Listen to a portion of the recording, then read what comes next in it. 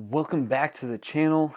Today we're going to be talking about some gear, very important gear for your head.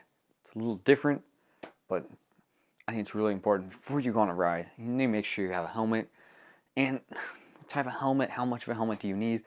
Most importantly, if you watch a lot of YouTubers for mountain biking, you'll notice a lot of them are wearing the Fox Proframe helmet or some other variation, some downhill Cali helmets.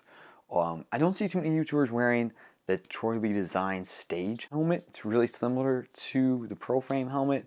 I almost bought one but didn't. It's a great option. If you haven't already, click subscribe and give the video a thumbs up if you like it. It means a lot to me and the channel. Today we're going to be talking about why in particular I didn't choose to buy a Fox Proframe helmet and a Troy Lee Designs stage helmet as well. Really tempted to these Enduro full face helmets that are downhill rated. They are downhill certified. No reason for the air quotes. But I don't feel that certification always resembles how safe the helmet is. The design, the testing, the materials that went into it, those are really important. And at the end of the day, if I'm wearing the helmet, I want it to protect me. The helmet I chose to go with is right here. I'll show it to you in a second. But first off, I'm going to talk about most riding to wearing this Bell helmet or Burn helmet. This is a Burn helmet, right? Commuting for school and work in the city, skate park. It's great. It's sink fit, so it goes down below the back of your head sill. It's got a nice strap for the goggles, and it's got really cool spots to put your GoPros or just a GoPro. A nice bill. It's kind of neat, unique, looks a little different. I really love it. I have snow inserts for the inside liners, and I have a summer super thin kind of cool liner. It's great. I can put a ball cap on, put this on my head, go ride, and not have to worry about helmet hair as well. In the winter, snowboarding, skiing, it's great. Also blocks snow from getting on top of the foam edge of your snowboard goggles, melting in, causing them to fog up. I really love it. I use it all the time. I use it 4 or 5 times a week. But I was looking for a little more protection. A little more standard. This is just a Bell black bike helmet. It's got like stretchy at the back. Doesn't have the little bow indicators. Super cheap. A lot of communities right now, and especially a lot of bike towns, are giving these out for free. So if you need a helmet, it's a great option. They're really affordable. You pick one up like $15 at a Walmart or Target. And they're usually only EPS foam.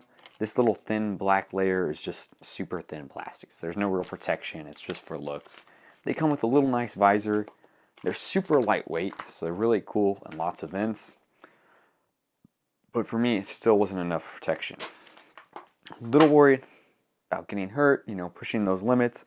I need a full face helmet. Which full face helmet do I choose? How do I choose? Number one, I don't need a full face helmet just for XC rides or riding around town. I need a full face helmet for the extra protection. I want to protect my face, my head. That's the goal. I'm wearing the full face helmet not for comfort, not just to look cool, even though it does look pretty cool, but for safety. If you don't wear the helmet and the helmet isn't safe, it's not going to do much for you either which way. So here's what I chose. It's in this bag. It's pretty nice. I was really disappointed it didn't come with a box for the helmet. I guess this company used to do that, but I'll show it to you guys.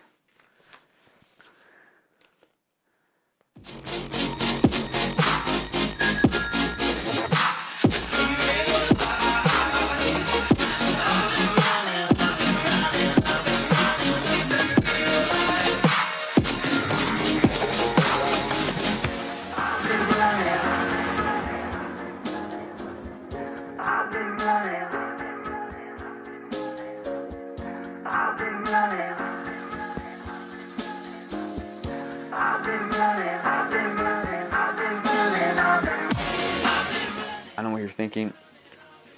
Yellow? I know. This is the POC Coron Air Spin. It's a full face helmet. POC's really known in the free ride world, and downhill world. Fabio Whippner wears these helmets. See him in all the videos pretty much. This is the Coron Air Spin. The Coron is their standard downhill helmet. It's really nice. I really like it. Something very important to me, core is EPP, the whole core of the helmet, meaning it is tested for multiple impacts, not a single impact. The Troy Lee Design Stage and the Fox Proframe are single impact helmets. One little impact, helmet's done, it's not going to protect you as well anymore. Between the time of purchasing the POC Coron Air Spin helmet and this video, Troy Lee Design has changed the specifications and technical information about the Troy Lee Design Stage helmet.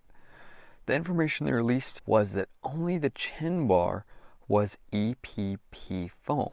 In other words, only the chin bar could take multiple impacts, not the whole helmet.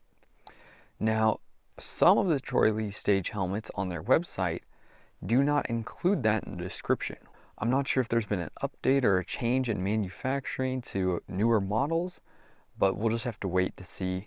Hopefully Troy Lee Design will state something about this.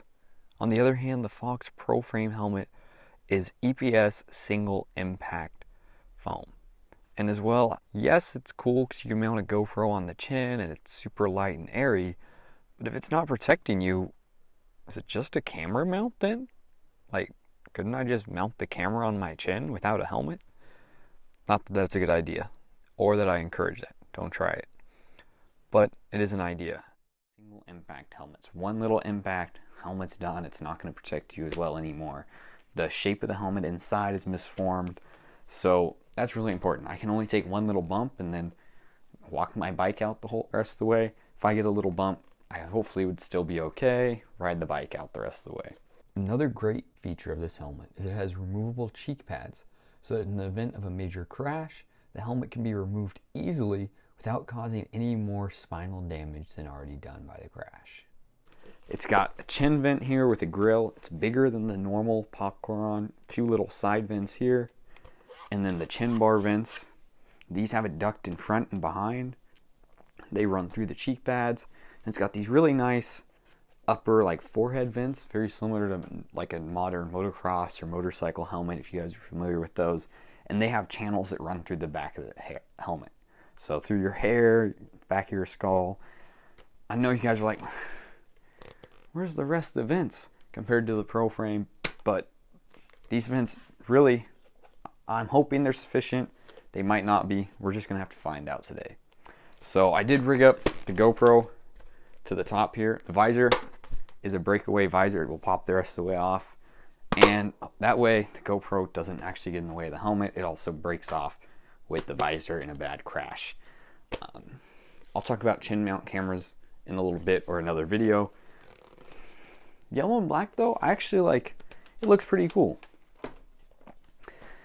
Safety features for the helmet are really top notch. POC puts a lot of research and development into the safety features for their full face downhill and enduro helmets, as well as their city commuting helmets.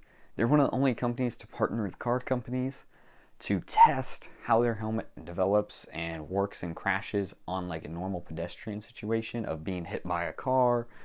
But they also do similar tests for their mountain bike helmets, a lot more extensive than Fox or Troy Lee Designs, and they disclose more of that information, meaning at least, hopefully, if they trust the information more, I can trust it more. Fox, Troy Lee Designs, that information, they don't disclose. They say it meets these standards. Everything else, shh, it's a secret. Enough talking for now. We're gonna go ride this. So I'm gonna go get it up and go for a ride here. Try it out. I'm gonna do some uphills, more than just like fire road climbs with it on. Some black diamond like downhill runs. Cross-country style riding as well. Weather's pretty nice today, like 70 degrees in the Bay Area. It did like sprinkle earlier this morning, so the ground's a little damp, a little sticky, which is really nice. Tires will grip, and we'll see how it does. See how I do. I've been kind of taking some winter riding breaks. We'll see how this helmet holds out though. Back at Rockville Park, trying out the POC Coron Air Spin helmet today. I don't even know if you guys can hear me right now. I'm gonna hope you guys can. Maybe you can't, but that's okay. See how the ankle is? I'll adjust it later. I didn't even check. So if it's just the ground, I'm sorry.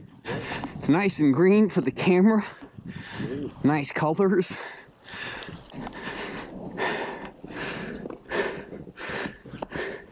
Squirrel.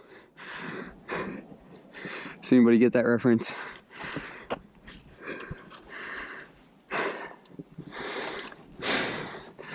Other test, water bottle test. This does work, but you have to be willing to kind of put the bottle at an awkward angle and hopefully not squirt all over you. If you're using a hydro pack, however, I tried after this ride, it works no problem. There's plenty of room to fit the mouthpiece between the chin bar and your actual mouth. So definitely use a hydro pack. So this is the POC Coron Air Spin. So far pretty nice. Lots of red on my hand. Oh, it's ink. I was grading papers earlier. So far I like it. It's pretty enjoyable. Comes dad. It's pretty airy. Vents work pretty nice on the sides, chin, top of the head, these little forehead vents. See how it goes. We're just climbing with the helmet right now. The POC Coron Air Spin did exceptionally well climbing, especially considering it's a full face helmet with full sets of pads in and very small air vents. On the downhills, it did much better. No issues keeping the helmet cool and my head cool in 70 to 80 degree weather. If the temperature climbs like in the summertime around here and you're just climbing or doing rides on flat, I would suggest just wearing a standard, brain bucket helmet. Cools much better and it is really comfortable. Overall, for any time I'm going to push my skills, I will definitely be wearing this full face helmet. The extra protection it adds cannot be replaced. Also, by the way, did you notice? Whew, looks nice, those lights. I like them too. Thanks again.